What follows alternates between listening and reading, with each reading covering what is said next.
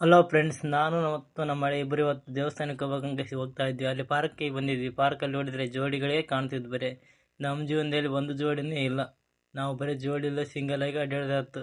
ಆಯಿತು, ಪಾರ್ಕಿಗೆ ಬಂದಿದ್ದಾಯ್ತು, ನೋಡಿದ್ದಾಯ್ತು ಅಂದ್ಕೇಸಿ ಹೋಗ್ತಾ ಇದ್ವಿ. ನಾನು ನಮ್ಮ ಮಳೆಯ ಮಾವ ನಾವಿಬ್ಬರು ಸಿಂಗಲ್ ಅಂತ ಹೇಳ್ತಾ ಇದ್ದ. ಮುಂದೆ ಬರ್ತಾ ಇದ್ವಿ, ಮತ್ತೆ ಜೋಡಿಗಳು ಸಿಕ್ಬಿಟ್ಟು. ಜೀವನದಲ್ಲಿ ಬರೀ ಜೋಡಿಗಳೇ ನೋಡೋದಾಯ್ತು. ನಾವು ಯಾವಾಗ ಜೋಡಿಯಾಗಿ ಅಡ್ಡಾಡೋದು ಅಂದ್ಕೇಸಿ ಬೇಜಾರಾಯ್ತು ಮನಸ್ಸಿಗೆ. ಬೇಜಾರಾದ್ರೂ ಪರವಾಗಿಲ್ಲ ಅಂದ್ಕೇಸಿ ಮುಂದೆ ಹೋಗ್ತಾ ಇದ್ವಿ.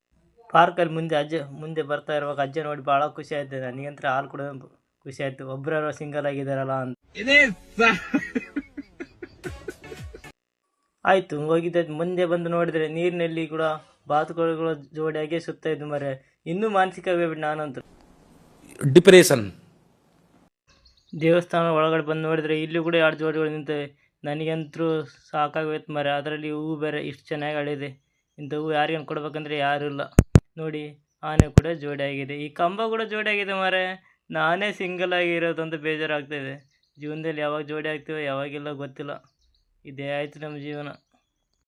ಇಷ್ಟೆಲ್ಲ ಜೋಡಿಗಳು ನೋಡಿ ಮೇಲೆ ನನಗೆ ಅನಿಸ್ತು ಮರೆ, ನಾನು ಸುಮಾರು ಹುಡುಗಿಯರು ನೋಡಿದ್ದೀನಿ ಮರೆ. ಹುಡುಗಿಯರು ತುಂಬ ಸಲ ನೋಡಿದ್ದೀನಿ, ಆದರೆ ನನಗೆ ಯಾರು ಬಿದ್ದಿಲ್ಲ, ಅದು ಬೇರೆ ವಿಷಯ.